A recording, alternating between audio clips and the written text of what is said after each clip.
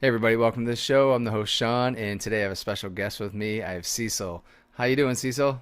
Good. How are you, Shawn? Pretty good. Thanks for being on the show, man. Yeah, thanks for having me, man. Hey Cecil, introduce yourself to everybody out there and let them know you're a guitarist, a composer, an arranger, musician. What are you?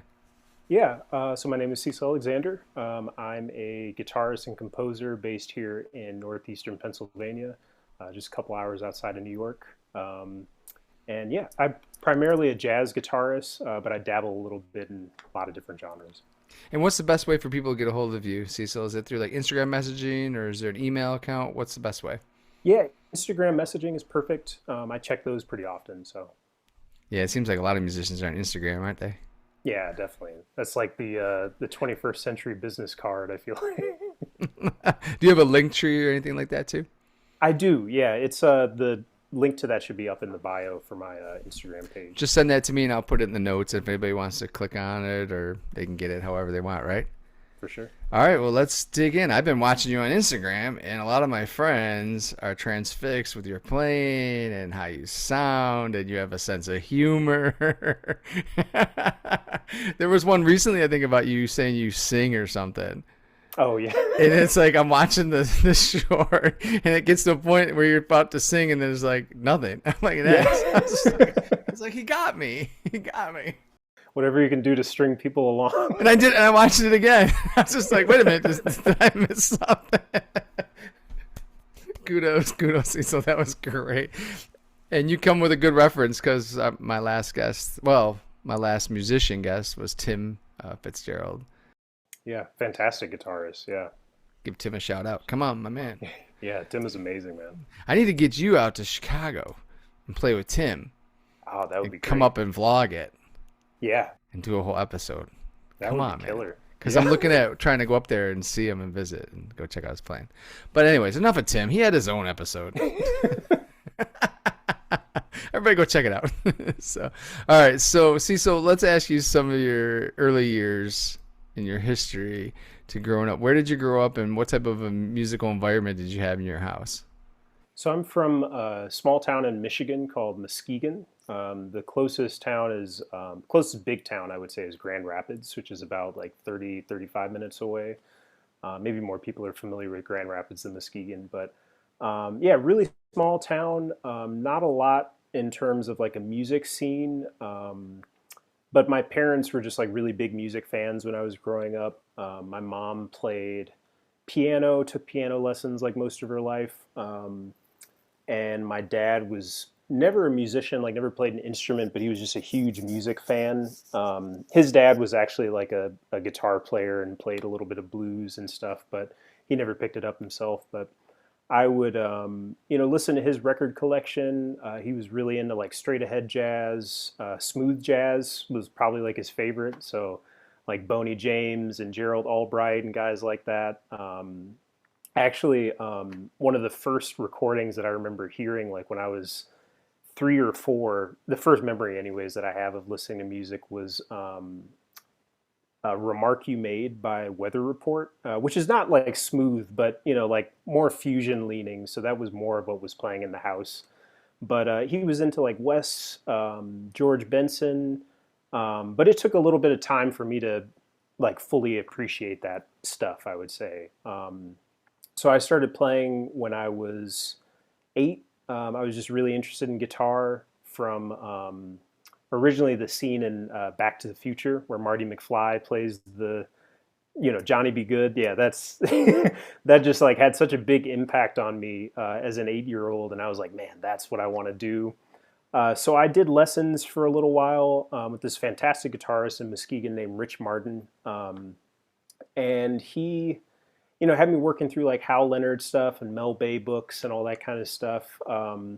But at the time that I was like taking lessons, I didn't really like YouTube wasn't really a thing, so I couldn't just like go on there and look up like Jimi Hendrix, Woodstock, 1969. So I didn't feel like I had much to like keep me inspired at that point. So unfortunately, I gave up guitar after about 2 years of taking lessons.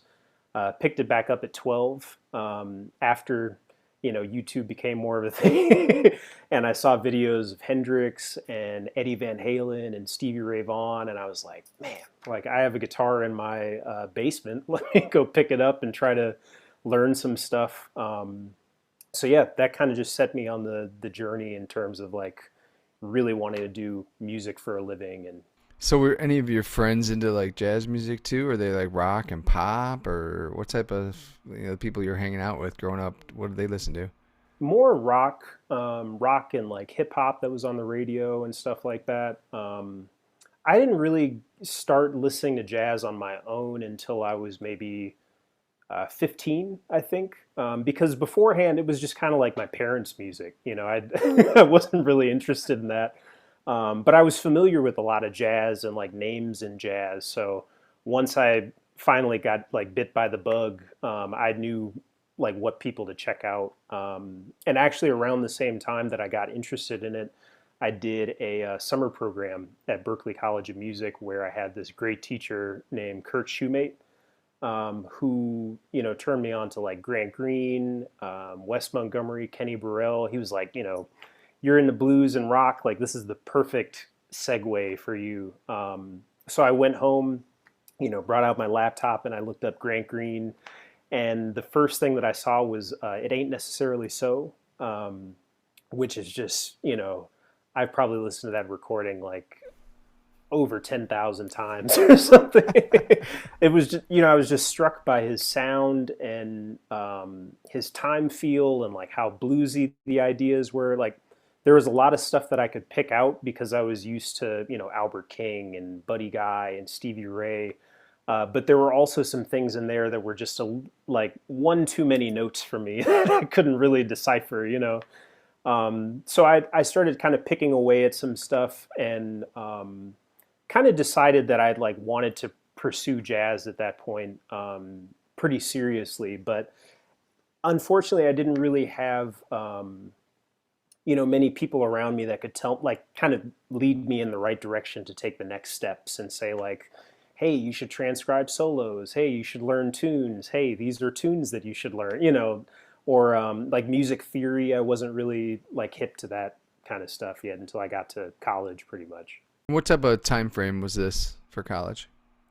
So that I was starting to get interested in jazz, you mean? Yeah, like when did you go to college? Like what years is this? 90s, 2000 era? What are you talking? So 2012 is when I started my undergrad. And yeah, I would say from like 15 to 17, I was like kind of trying to dabble as a jazz guitarist and get more into that world. And then once I got to college, there was definitely like a cohort of the student population that was really into jazz and, had gone through all these jazz programs and high school, and that was like really intimidating to me. So I kind of steered clear from all that stuff and went more into like rock and fusion and R&B and stuff like that, which where I went to school at Berklee College of Music, that was a big percentage of the student population was doing that kind of stuff. So that's most of what I played like the first, I would say maybe 2 years of school. Interesting. Yeah, it was just pretty much like R&B and fusion and stuff. You're like the third guest I've had went to Berklee, fourth guest I think. So Jason Moynihan, I went to high school with. He played for Buddy Guy. He was Buddy Guy's horn player from '98 to 2006 and stuff. I went to high school with Jason. He went to Berklee, and then I think Tim. Did Tim study? I don't know. Dave Scher did.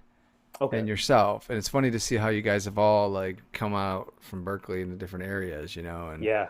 and so like if you real quick, like if you're talking about a rock fusion type guy back in the day, like who would be somebody offhand you'd listen to back then? Oh man, Greg Howe was a big one for me.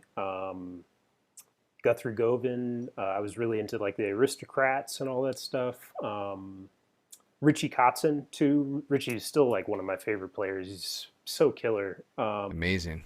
But yeah, like more of the kind of funky fusion guys that were like doing a little bit of everything. Like, you could put on a record of theirs and like you'd hear a slow blues, you'd hear like a funk tune, you'd hear something with like a lot of changes, And they're just, executing all this stuff with such ease and like the most killer tone, you know. So that was most of what I was listening to at the time. And some kind of like more fusion leaning jazz guys like Wayne Krantz is another big one. Near Felder, who's a great like New York based guitarist. He does a lot of different stuff like in pop as well. He's a kind of a hired gun session dude as well. But yeah, like I was, just kind of trying to dip my toes in jazz a little bit. I didn't want to, after experiencing like, what it was to be like, okay, these are the hardcore jazz guys. Like I was like, okay, I'm not ready for that yet. Yeah. So when were some of your first performances? Did you play like in high school at all? Were there jazz bands? Did you play in a rock band? Did you just go to coffee shops? Did you play in churches? Or is there anything? What were some of your first performances? Yeah, I did, a little bit of all of it, just because, like I was saying, there wasn't much of a music scene where I was coming from, so I just wanted to take anything I could get, pretty much. Like I played in a hardcore band with some of my friends. Cool. I played in church every Sunday from like probably from freshman year through junior year, I would say probably playing hymns and playing like quartet gospel stuff as well. I played in jazz band in high school every year that I was like in physical school because I was homeschooled for my senior year just so I could practice more and get some stuff together for school auditions. But the high school jazz band, there was only like 1 year where I would say we were really playing like jazz. Like every other year was pretty much just like, you know, Beatles arrangements, but like in a jazz style, or Johnny B. Good in a jazz style, or Earth, Wind, and Fire and Sly and the Family Stone, that kind of stuff, which is great. But I didn't get much experience like playing over changes or, that kind of thing. That came much later. Who's the mentor that you were talking about earlier in Berklee? Oh, so a guy named Kurt Shoemate, who's since retired from Berklee, but he was my teacher for that summer program and also my very first semester at Berklee. And again, he was just a great, like, jazz, blues, fusion kind of guy. Like, he was really into the super soulful side of jazz guitar, I would say. Nice. It's always good to have those influences. They say you teach what you know, but you mentor who you are. Yeah, I like that. And so when you're playing, I know musicians generally catch that really well because if you're playing with other guys or sitting around them while they're playing, you're kind of getting that vibe more than Right. just reading some transcription or something. Exactly. So hopefully it seems like that's what happened with that fella. Yeah, definitely. That's cool. So, and then were you working in Berklee, did you work in labs? Did you do any sessions type work too? Or were you out? Because I know Dave Scher was up in Berklee and he was out in bands like all over the place and he was doing everything he could. So did you do the same thing when you were in school? Like I would say the first 2 years, I did a ton of playing because I was a performance major when I started too. So I played in this like funk band called Shangadang. If anybody like looks them up online, you could probably still find some stuff. Like we played in New York at like the Bitter End and stuff like that, and did some recording. And then I played in this like R&B neo soul band called Stereo Symptom. Probably some of that stuff is still online too, like very old, but If I find it, I'll have to put it right here. yeah, totally.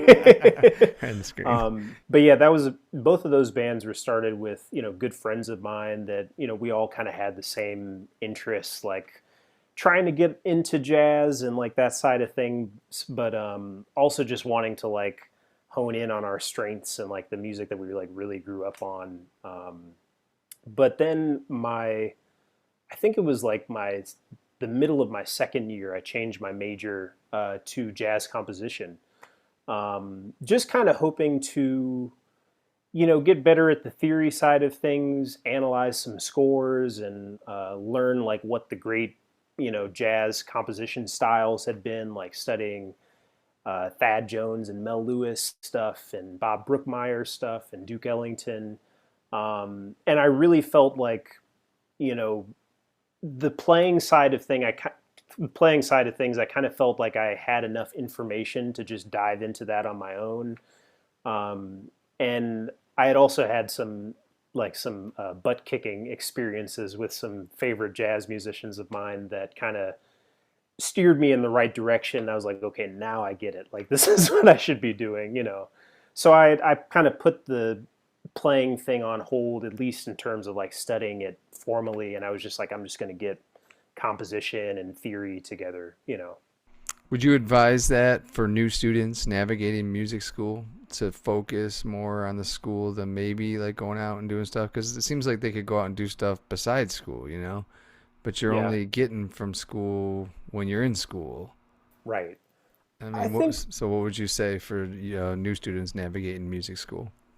I think for me the reasoning was like, yeah, I guess just getting something out of it that I couldn't get if I wasn't in school, you know, like the experiences that I had that kind of shifted things for me as a player. Like I could have gotten those without going to school, but like the composition stuff, like I just would have had no idea where to start without somebody's guidance and like showing me like this is this chord and you know put this note here and it'll sound good, you know, that kind of stuff. I So I love think it it. depends on like what you feel like your weaknesses are and like what kinds of things you feel like you can tackle head on, just as a player, you know.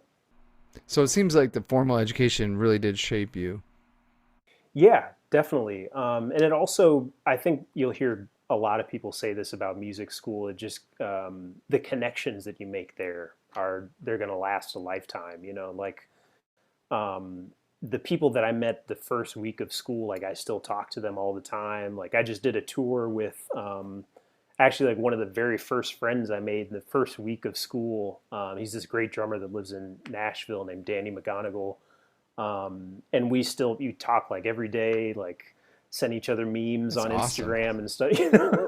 I love So it. still super tight with all those people, and a lot of the people that I have gone to school with are like doing big things in the music industry, like living in LA, producing records, and living in New York and playing with the biggest names in jazz and all that kind of stuff. That's so cool, man. I know that's what Jason said. My friend was like, he learned a lot from all the other students too. They're international students, and like it was crazy playing with all these different people with different styles and ideas and vibes, and then you're learning from the teachers. So that's cool. All right, so when you left college, where did you go then?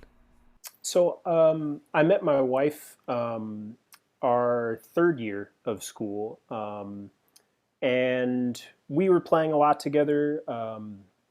And we got engaged like our last year of school, and then we decided to move out to Arizona, where her folks were, for about 8 months, just to kind of save up some money, do some teaching, because we had our sights set on moving back to the East Coast eventually, like New York, New Jersey area. So we just took some time to kind of like woodshed and get our chops together, save up money, and apply to schools and that kind of thing.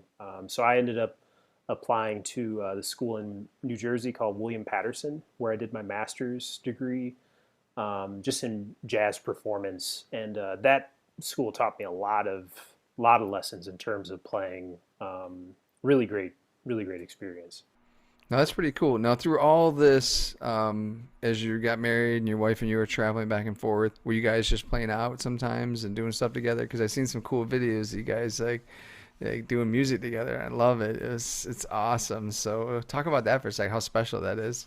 Yeah, I mean, there's nothing like it, man. Just like having somebody to practice with and bounce ideas off of is super cool.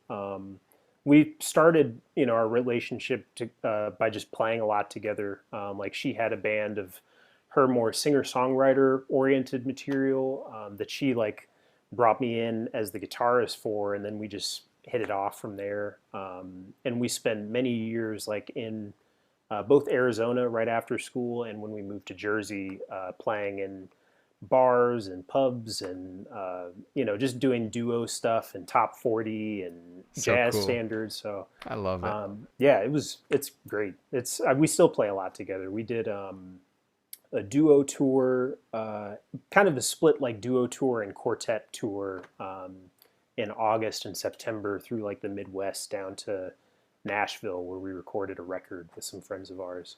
That's so cool, man. Now, what does she play? Does she play like piano and stuff too, or because I Yeah, know she's vocal, she does vocals, right, and sings. yeah, I've seen that, but she also does piano and stuff. yeah.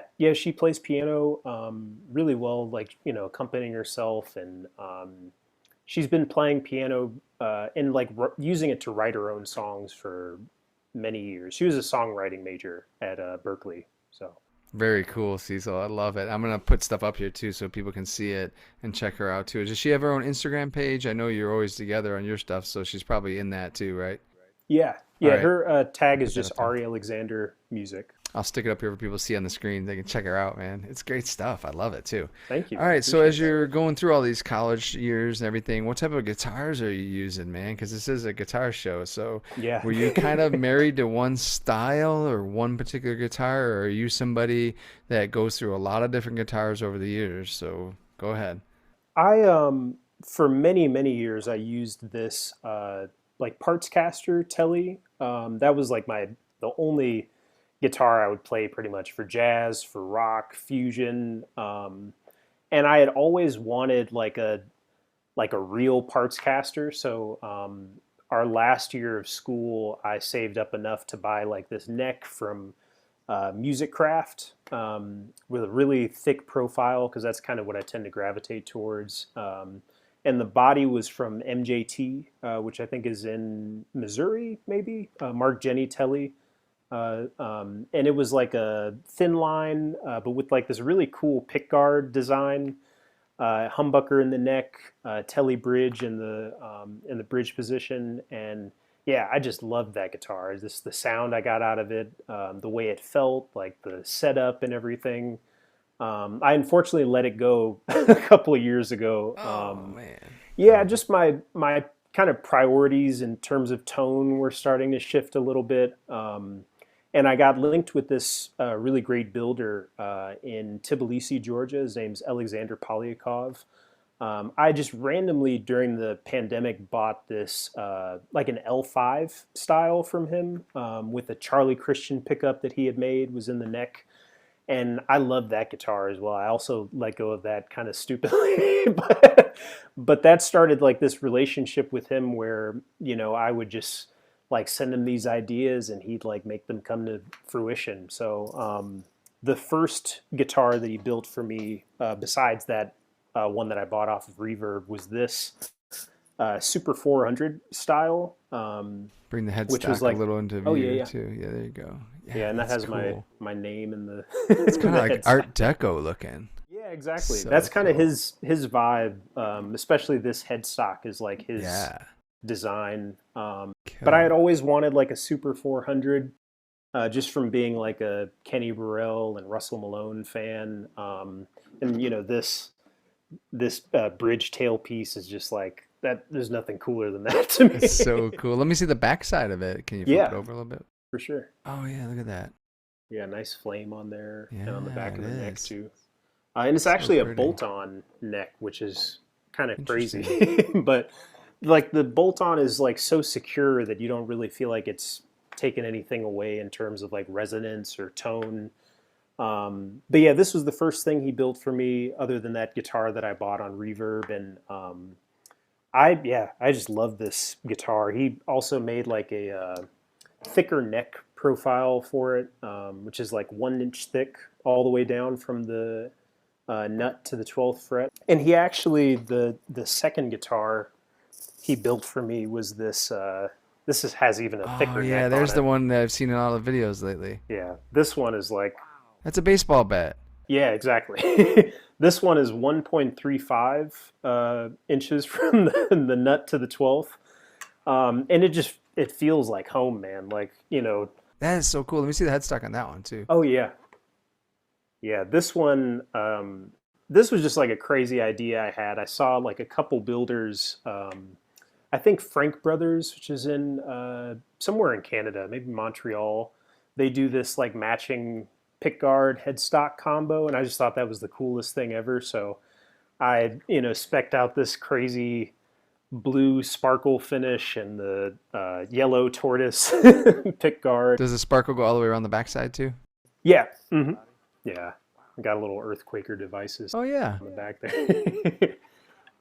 But yeah, this neck in particular, like I just kind of I was like, man, like how big can we go? And he's like, as big as you want, man. That doesn't matter. So I was like, let's add zero point 0.3 inches. We're gonna make this an O Yeah, instead exactly. of a D or C. And it feels great. Like, my hand just relaxes so much more.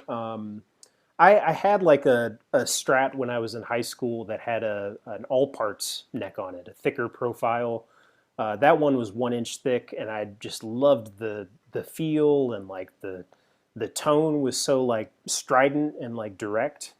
And ever since then, I just like wanted bigger and bigger necks. So he built this one, and over there, he built me another hollow body that I have like on some of my YouTube videos that has this profile on it. It's like a black one with a floating. Does that have string trees? Let me see, or anything? No. No, actually, yeah, yeah, and locking tuners on the back too. Yeah. That's really interesting, man. That is so cool. And you got what type of pickups are those? So this is, they're called Victory pickups. They're based in somewhere here in Pennsylvania. But I found this guy on Reverb. His name is Wade Costabaner, I think. And he built these gold foils. I originally had three of the same ones in all positions. And they're just like, pretty low output, super transparent, super microphonic. They pick up everything. Like you could just talk into them and it would come through the amp. But I asked him to wind one that was a little bit less microphonic for the neck position here, because I picked like right over it, and I was getting all these clickings and pops from from picking coming through it, and I was like, I want a little bit less. But yeah. And what type of, you got little I would say selector switches up there? Oh yeah. So, yeah. So these are just for the three different pickups actually. So neck, middle, bridge, and you can do all three at once, neck and bridge if you want. So are they like little volume, or I can't tell with the video, or are they like on off? Yeah, basically just on and off, like kill switches. So where's the master volume then? You got like a master volume on there? Down here, and a master tone too. Wow, that's really interesting. Yeah. You get some cool sounds out of it too, and I'll have to post some of those and share some of that. That's really cool, man. I know you're getting a lot of compliments on that one lately. Is that the one? Yeah. Did you play that one recently with the jazz thing at Lincoln? I did, yeah.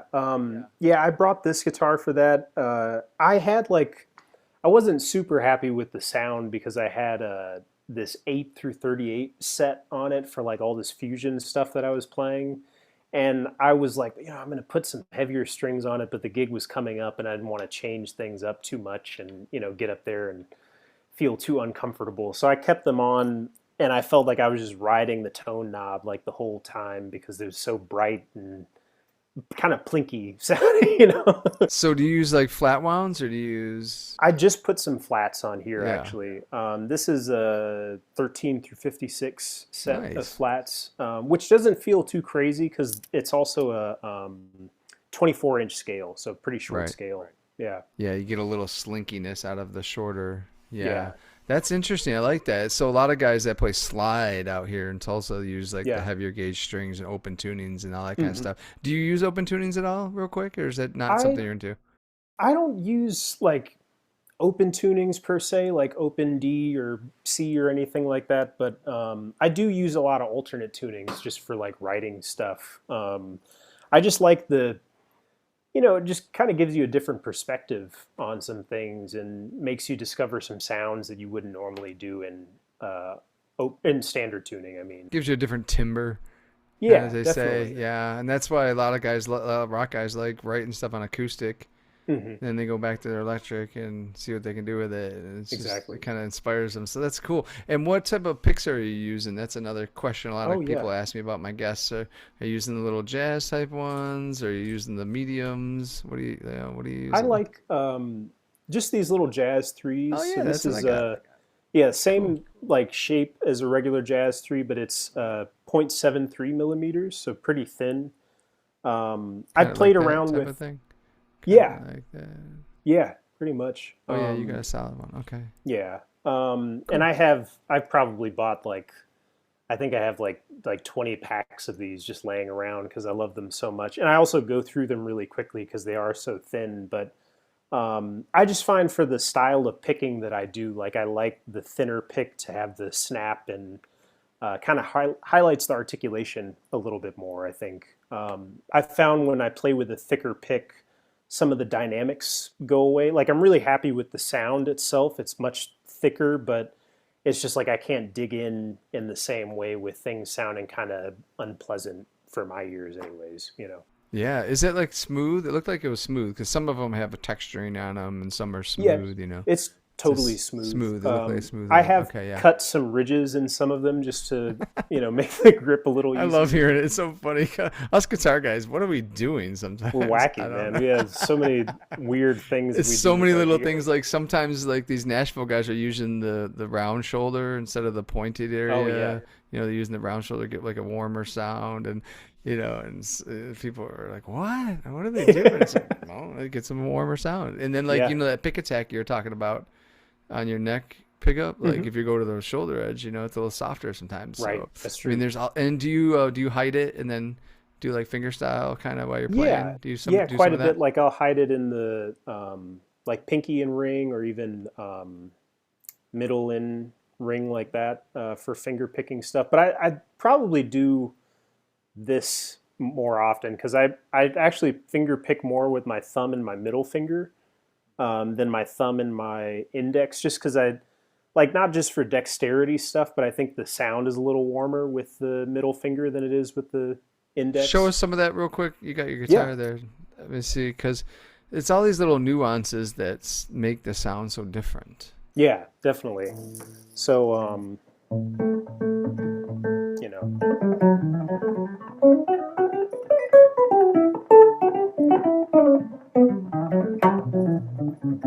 yeah, yeah, that feels more comfortable than doing too much of this kind of motion. This just feels like there's a little bit more space, and I can kind of get things going a little bit more, if that And makes then when you sense. want to dig in a little bit and maybe do you do like alternate picking kind of thing or With the pick, you're saying? yeah, yeah. So when you start Yeah, digging in some more with the pick, it's got enough hardness to it that you can get a good little pick attack. yeah.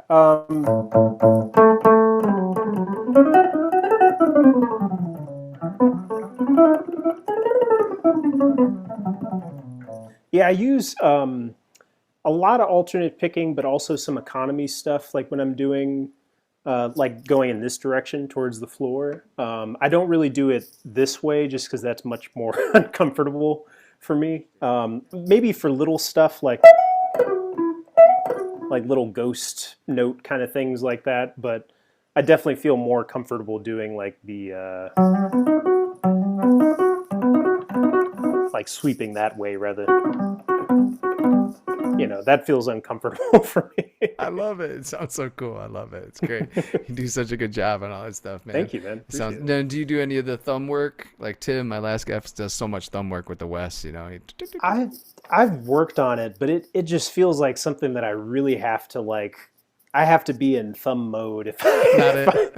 no, like I've shedded it quite a bit, but like I feel like if I don't do it every day, I just lose it. And it's Right. probably like the callus or something like that. But All the octaves and the chord movement. I do some octave stuff. Like even when I'm playing with the pick, I'll just switch to the thumb, like that kind of thing, or that kind of Now we're stuff. talking. But I really would like to be one of those guys that just has as much dexterity with the thumb as they do with the pick. Like Benson can just blaze with there's no separation between his thumb technique and the pick technique. Or Rodney Jones, I know Tim mentioned studying with him. There's a record, I want to say it's called like Hearts and Things or Hearts and Dreams or something like that, but it's with Killer Rhythm Section, Kenny Kirkland, Jeff Tane Watts is on drums, and he's just playing all these insane tempos just with the thumb, and the sound is just unreal. But he can do all the same stuff with the pick too. this might be a good point to interject. You might want your guitar for this next Okay, question. sure, I yeah. didn't send you this one, so one of my viewers, Nanad, had asked me to ask you, since he's been following you for a while online, and he said, ask him about his favorite outside approach and chord substitutions that he likes to use. Oh yeah, for sure. So a lot of what I do in terms of outside stuff, I've just gotten from like a couple different sources. Because I wouldn't consider myself to be like an outside playing like aficionado or anything like that. But I transcribed, some McCoy Tyner stuff, some Kenny Garrett stuff, Woody Shaw as well, and I found at least the way that I organized it in my mind and analyzed it, I was like, okay, it's usually one of three things. Like they're either going to be playing a half step up or a half step down from the chord that they're on, or the key that they're in, that kind of more key center approach thinking, or in minor thirds away from the chord or major thirds away from the chord. So, like Interesting. if I'm on D minor 7, for example, playing ideas that side slip, so that's up a half step, down a half step, you can get some really cool, just like voice leading stuff by.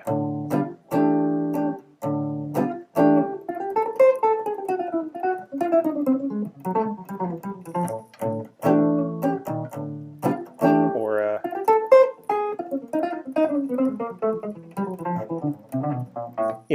so I'm just like thinking, okay, for a second I'm going to go up, for a second I'm going to go down, and maybe even combining them in different ways. Like I might be doing like the voice leading of D, D flat, E flat, and then back to D. Just moving it around however I see fit. But the third stuff that's a whole rabbit hole that you can go down. So if you're on D minor, thinking F minor, A flat minor, or B minor. And those are all going to have varying degrees of tension against the regular D minor that you're playing over.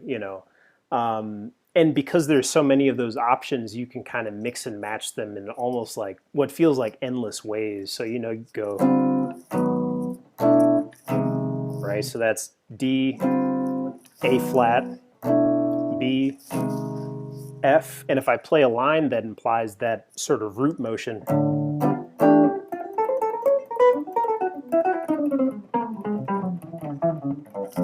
because there's so much tension, it's like your ear loses where the tonality is. And then there's the major thirds. So D minor, F sharp minor, and B flat minor. And again, just voice leading between all of those in different ways. And like I said, that's kind of from like one solo I transcribed from Woody Shaw, one solo I transcribed from Kenny Garrett on this tune that's actually based on that like impression, so what kind of thing. It's a tune of his called Jawhead. And he's off the map on that one. Like but everything is so clear. Like when you see the notes, you're just like, oh, this is B minor against D. This is A flat minor against D. And he might be thinking of it differently, but for me, that's just an easy way of thinking, like of getting it into my playing and using it in the context. But I'll do that on progressions. I'll do it on static chords, like 2-5-1s. I might think, or right. So that's all the minor thirds away from the original 2-5. Just the sky is the limit with that. I love it. That's so good, man. I owe you for the lesson now. Oh, of course. Venmo. I love it. That's so cool. And the chord substitutions, like you're saying, you're basing it on how they played out. Mm-hmm. Right? Is that what you're saying? So you transcribed it a certain way, and then you're basing your chord substitution based on how they're transcribing it, how you're transcribing how they play it, right? So just making sense of it in a way that is easy for me. Yeah, and then what I find so interesting studying guitar right now is that you can do it through the single note style of those substitutions or actual chords, right? Gripping all those chords and moving through them, or to start doing you're taking the tonality of each chord and playing through it all, right? So Totally. it's really cool, man. I dig it. Thanks for answering that question. Thanks, Yeah, of Ninon, course. for sending that one to us. Great question. Yeah. And what about like your gear as far as pedals or amps? What are you kind of into? You had the Earthquaker device, that sticker on the back of the other guitar. Yeah. So Hmm. in terms of the Earthquaker stuff, the main pedal that I use by them is called the Life pedal, which I use for like more fusion rock stuff. It's just a really great distortion. Actually, the signature pedal of this like drone metal band called Sun. The logo looks like Sun O with like a bunch of little parentheses around the O. Great band, but also great pedal. But it's just got so much like gain on tap, but it can also do like really low gain stuff super well. And it also has like an octave function on it that gives you kind of like Hendrix Octavia stuff. But yeah, that for me is just like a dream distortion. I think that there are better pedals for like just overdrive, like more of the kind of Stevie Ray thing or something like that. But this one for me is just like a you know Swiss Army knife almost. I love it. Isn't it great when you find one like that? Totally. Yeah. And I have a lot of like just random weird stuff kind of laying around, like this pedal called the Mini Glitch by this company called the King of Gear, and it's just like the weirdest pedal. Like you hold a note, you can press the pedal, and it just kind of like makes the note like stutter and Cool. last for as long as you want, basically. But it also has like a random kind of mode where like it'll pick up on certain things you're playing and just make them stutter or glitch or whatever, you know. And Chase Bliss stuff I like quite a bit. I had a feeling you're going to go there because Yeah. Adam Miller's been on my show. If you ever watch Adam Miller from Hmm. Australia, there's an album, it's Gallery, and he recorded it, just happened to record playing live at an art gallery. You can hear people talking in the background and everything. But he had the Chase Bliss mood going. Oh, cool. And it was just, and then he had to try and emulate it later when he goes out Yeah. live, and it's just tough because it just, does all these random things. So, yeah. So do you like the Chase Bliss stuff too? I do feel like with that and a couple of the other more experimental pedals, I feel like I really have to sit down with them and take the time to just understand how they work a little bit more, because there's so much cool stuff it can do if you're just like, not reading the manual and like and just going for it. But I would really like to like shed it and understand like, okay, if I turn this way, it's going to give me this sound. And and also like I have a, other than the Chase Bliss and that sort of experimental realm, there's the Game Changer Audio Plus pedal, which is like a sustain pedal. It looks just like a piano sustain pedal, but that one is really intuitive, but I feel like I would have to practice with it for a while to get the sounds that I want with it. Actually, Andrew Renfro, who's a great guitarist based in LA, plays a lot with, it's kind of like part of his sound now. Like he'll do kind of like piano player stuff where he plays the chord, sustains it, and then plays some stuff over it. But he'll do all this crazy outside McCoy Tyner like stuff. He's a beast. I don't know. Have you ever used any of the fractals or any of those type of things? No, I really want to get into that world though, like the amp sims and the like multi effects units, like the neural stuff is great too. I love that it's just so. I love that it's so reliable. Like I like the idea of like having something dialed in, and wherever you go, it's going to be that sound. that. That's true. I used to have You have a good point. yeah. I used to have a Boss like GT 1000 I had for a couple of years. And I mostly used it for recording, but the couple of times that I used it live, I was like, man, this is so great to like have the exact sound that I've been practicing with like on every gig.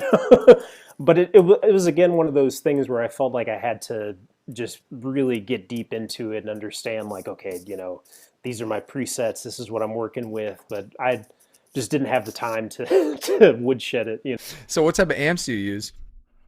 I have this, like actually the only amp I own right now is this DV Mark Little Jazz that I'm playing through. And it's just super tiny, great for cleans, takes pedals pretty well too, but I mostly just use it for like straight ahead jazz stuff.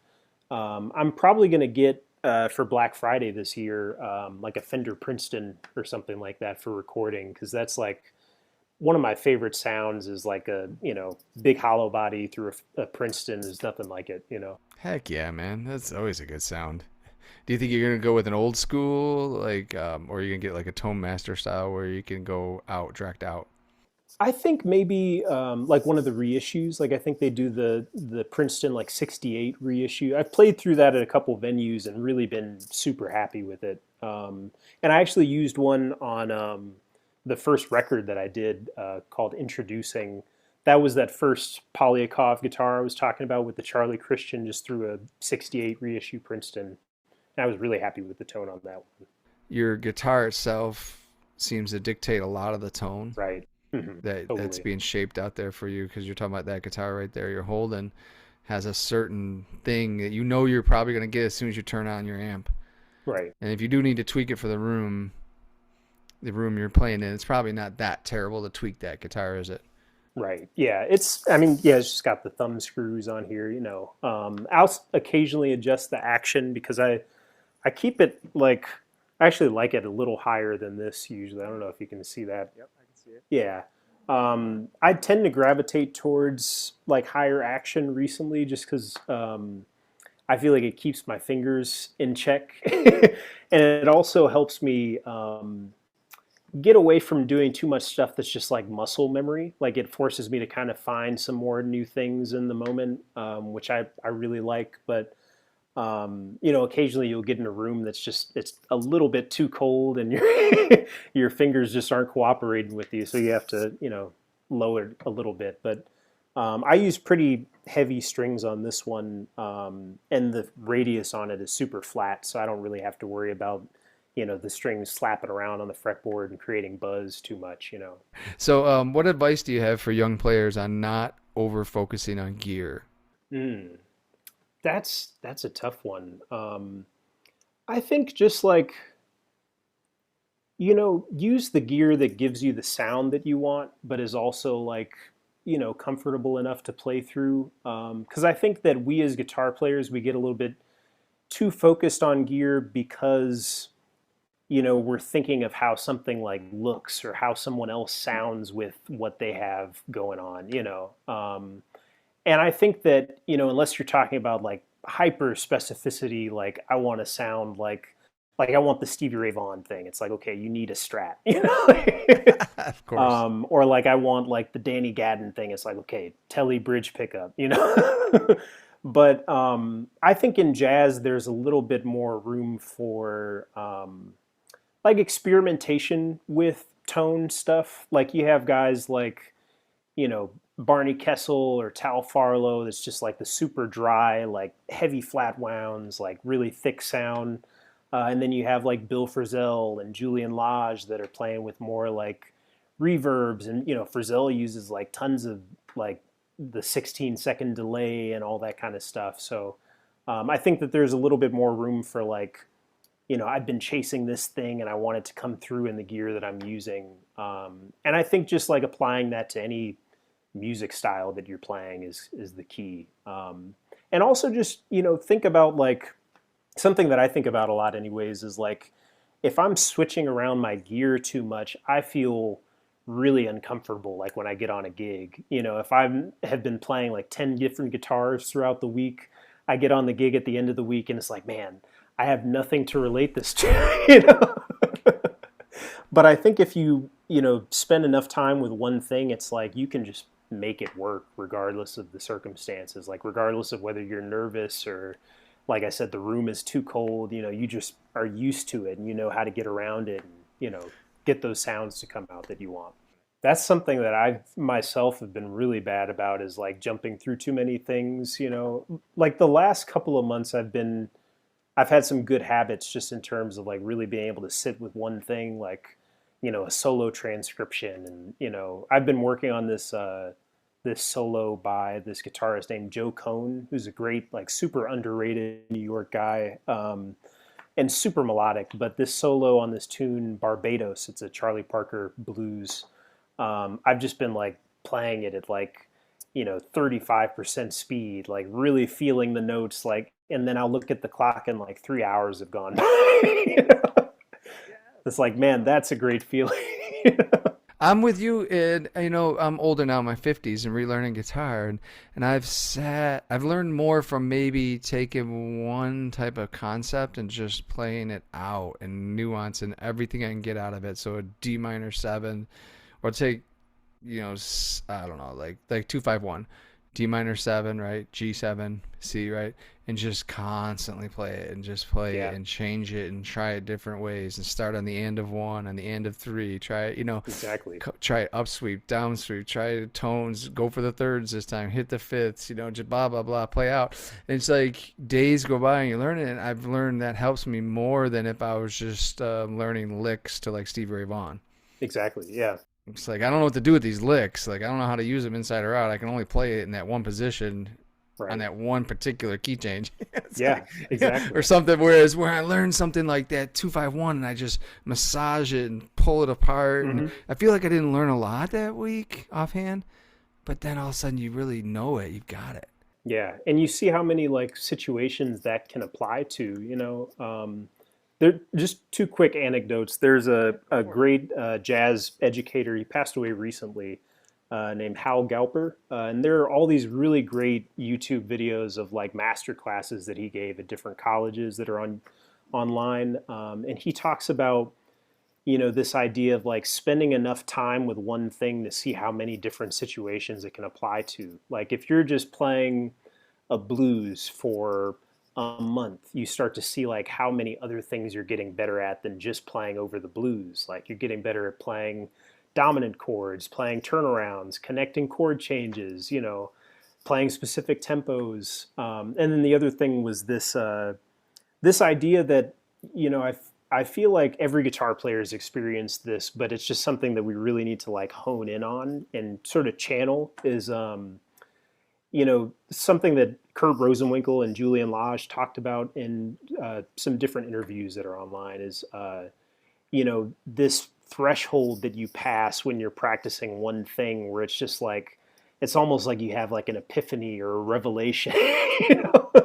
And I've definitely found that like when I do sit with one tune, for an hour, it's like after an hour, then it's like, oh, this is actually really interesting. Like I could do this and this, and then you're just making all these connections that you didn't even know were there, without you doing the work. I love it. It's great advice, man. So, where can people find like your music? Is it on the typical Spotify's, YouTube, Bandcamps? Yeah, I have. So my first like jazz record as a leader is on streaming. It's called Introducing. Uh, that was on Kurt Rosenwinkel's record label called Hardcore. So that's on all the usual streaming services. I have a duo record with my wife that's just called Duos, and that's on all the streaming services. And then I have kind of like a secret project called Caiute. It's Caiuoot. That's more like rock and fusion and math rock and stuff, and that's just on Bandcamp now. Cool. And I'm also working on a project kind of similar, but with more like live instruments with two buddies of mine called Farmhouse. That should be coming out in the next couple of months. So stay tuned for that. That's awesome. I love it, man. So you're involved in a lot of different things. Yeah, trying to stay busy. Yeah, and congratulations to the going out to Lincoln Center too recently in the Thank you, videos. man. That's really cool, man. I dug it. Thank you. Hopefully help you out a little bit and see if we can get some more people on board and enjoying all your music and playing and your sense of humor too. I love it. I Thank do. you. I so love it. I love the dry humor, man. As a dad and grandpa, I'm a grandpa actually, so Yeah. it's like I love it. And all right, so I have some rapid fire questions for you, and I didn't send you these. Okay. So these are shooting from the hip. You ready? Yeah. All right, we'll start off with some easy ones, and there are a couple more serious ones. This one is coffee or tea? Ooh, coffee. Ooh, Yeah, all right. coffee every day since I was 10, pretty much. Wow, all right, great. Join the club. All right, on a scale of 1 to 10, how offended do you get when someone calls jazz background music? Ooh. 6, maybe. Yeah. 6. Yeah. all that work goes into it. And, you know, like we were talking about earlier, we're just Right. playing at the coffee house and people are just on their phone. It's like, Yeah. all right, you ready? If you were a chord, what chord would you be, and why isn't it a simple major triad? I would say it's got to be the dominant 7, sharp 9, sharp 5. Because it can be so many things, and it's like it can be funny, it can be serious. I love it. That's so cool, man. Throw it into a little progression right now. Come on. Yeah.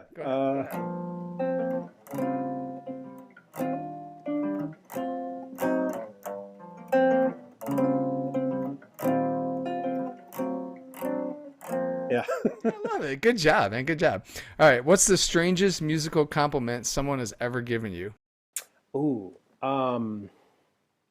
I played this jam session in in Boston when I was living there, and this guy.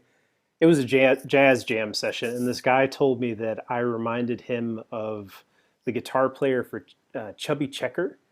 And I was like, I have no idea what to make of that. Like, it's not jazz. Like, I don't even know what the guy sounds like. And no further like elaboration after that. He just like left the room. That's hilarious. Now I'm gonna find that guy and make a video compare you. It's like I was at Chuck E. Cheese and saw a bear playing guitar. You sound just like him. All right, who's your favorite jazz guitarist of all time? Ooh, a while ago I may have had a different answer for this, but I would say George Benson, probably. Yeah. Nice one. And I think who I'm gonna ask you this one: who's your favorite, most underrated guitarist? And you did mention a guy earlier, Joe. Joe Cohn. Joe Cohn is great, very underrated. Jazz or any genre? Anybody? Um, Man, I would say Shawn Lane. Even though I think a lot of people know about Shawn Lane, I still think that his like genius is still kind of underappreciated. Awesome. Shout out. I'll put something up here for him. All right. Yeah, totally. Now we got to do the Desert Island albums, man. What's your Okay. favorite Desert Island albums? I'll give you 3. You get 3 to pick, man. Okay. You got to listen to for the rest of your life, these 3 albums. Okay. Hendrix Band of Gypsies, easy, number 1. Favorite album ever, probably. Smoking at the Half Note, Wes Montgomery and the Win Kelly Trio. And man, I don't want to have too much Hendrix on here, but I mean, Are You Experienced? Oh, man. Hendrix for the win. I grew up in the 70s and 80s, so. There you go. Yeah, man. All right, most underrated album in jazz. Ooh, that's a tricky one. I'm going to say The Way I Play by Bobby Broom, who's a Chicago-based guitarist, jazz guitarist. That for me is like, just, that should be like a model for the way that a guitar trio sounds in the 21st century. Just so like fun and interactive, and his sound is just so distinct. And it's kind of like hinting at so many different eras of jazz guitar to me. Like you hear a little bit of like Grant Green, a little bit of like Metheny, Schofield, everything's in there. Wow. And it's so just like raw and bare and like stripped back. Good call, man. All right. Now I got 3 more questions. You ready? Dream collaboration. Who would it be with? Oh, wow. Somebody living right now. Somebody living. Not Hendrix. Not Hendrix. I would say Herbie Hancock. Oh, man. I took my son to go see him in Tulsa. Oh, yeah? Yeah, just recently. Oh, Yeah. I saw him, I think it was 2 years ago at the Umbria Jazz Festival. Like, incredible. life-changing. Incredible. Isn't he incredible? And all the people Yeah. that play with him. It's like, Unreal. I Yeah. know, right? Yeah. It's like he could take a break for 5-10 minutes, and his band he always like, wow. Okay. Okay, what are we watching here? What are we listening to? This is amazing. So, yeah. All right. Best musical advice you've ever received? Okay.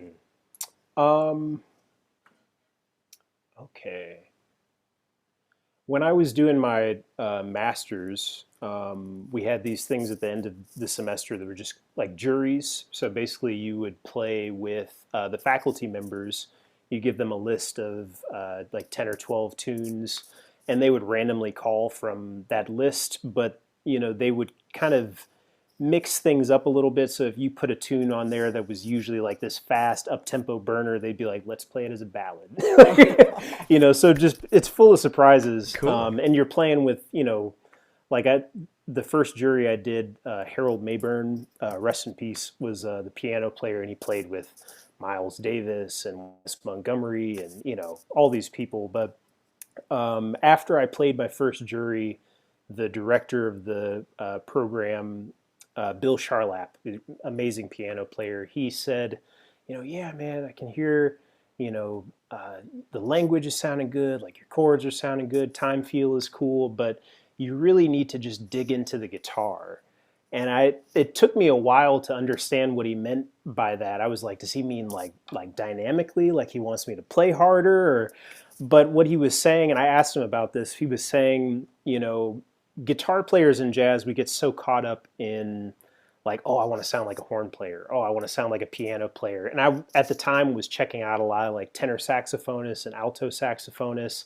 And I was like, man, I just want to sound like that. I had kind of neglected the cats that got me started in the first place, like Wes and Grant Green and Bobby Broom, who I mentioned a second ago, who like really play the guitar in like an idiomatic way. Like you can hear the tradition from Charlie Christian to Django to, just it makes sense. And it's like, the sound isn't too processed. Like you can hear the dynamics and the articulation.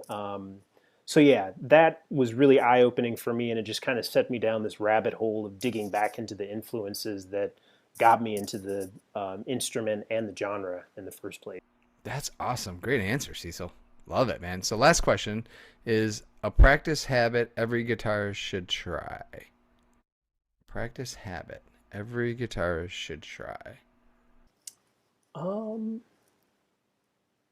can I give two? Yeah, sure. Okay. So the first one would be to really slow things down, and these are kind of related, but really slow things down to the point where you can process every note before it's happening. And this doesn't matter if you're working on like a solo transcription, you're working on the melody to a tune, you're working on like chord voicings or inversions or something like that, arpeggios, whatever. But really, slow it down enough where, if you say, okay, I'm going to play a C major 7 arpeggio. Ba, boo, da. Give yourself enough time to really hear the sound of the note before you play it. And you'd be surprised like how much that can get together in your playing. It sounds really simple, but it's like, when you get in the moment, you're improvising, it's almost like everything slows down, like regardless of what tempo you're playing at or whatever. And the other one, this would be maybe a little more jazz specific, but practice editing yourself on tunes. And anybody that's taken lessons with me knows that this is something I'm really big into. But the idea is like if you sit down to play a tune, there's definitely moments where you want to use a backing track or you want to use the metronome to get your time feel in check or to hear how an idea sounds with a chord behind you or accompaniment behind you. But take the time to practice without any of those things and just play by yourself, unaccompanied. And what I mean by editing yourself is if you make a mistake or you play something that you didn't intend to play, or you find yourself repeating yourself too much at a specific point in the form, stop, go back a little bit, kind of backtrack and think like, okay, what could I have done instead of that, right? And this like sort of decision making in the practice room, it just builds like really great habits for improvisation. You get to the point where you can listen back to yourself and like think, okay, I was actually pretty happy with that, because especially if it's a tune or a set of chord changes that you've really spent some time with, you have things that you can fall back on. But it's not, the idea is not so much to like build all these licks and have, all this stuff that's in your bag of tricks, but it's to have enough of that stuff that you feel comfortable to stretch and get outside of it. Because I think that there's a certain amount of improv that is just like this preparation work, but there's also, a percentage of it where you just had to like let the magic happen and like, be in the moment and see just, what you can do. And I think if you have enough things to fall back on, you feel way more comfortable doing that. I love it, Cecil. That's so good, man. I love it. Thank you, man. Thank you so much for that. Thanks for being on the show, Cecil. I love it. Thanks for having me, Shawn. Yeah, Appreciate no it. problem. And I'm gonna make sure everybody knows how to get a hold of you. So once again, what's the best way to get a hold of you? Instagram, direct message. My profile is just Cecil Alexander Music on there. And for lessons, do you have some videos out there right now too? I want to plug that. I thought I saw some Yeah. like I keep getting in my feed, my Facebook feed, some. Oh yeah. Yeah, I have like video lessons on my YouTube page, which is again just Cecil Alexander Music. But I also work with a couple different companies. One being Jazz Lesson Videos, who's run by this great saxophonist named Chad Lefkowitz Brown, and I do stuff in New York with them, like maybe every other month, where we film 2 or 3 lessons for their YouTube page, and it's on improvisation and tune learning and building vocabulary and that kind of thing, and also on pickup music, which is run by a great guitar player named Sam Blakelock, where I have a couple different courses with them on like beginner improvisation, advanced jazz improvisation, and also a jazz pathway that we just finished in August. That's kind of like teaching you jazz like from the ground up, pretty much. Man, you have so much going on, man. I love it. It's so cool, man. There's so much for the viewers to dig in, man. Keep it up. Thank you. Keep it up. Keep Appreciate the it. good work up, and I appreciate you being on the show, brother. Thanks for having me, man.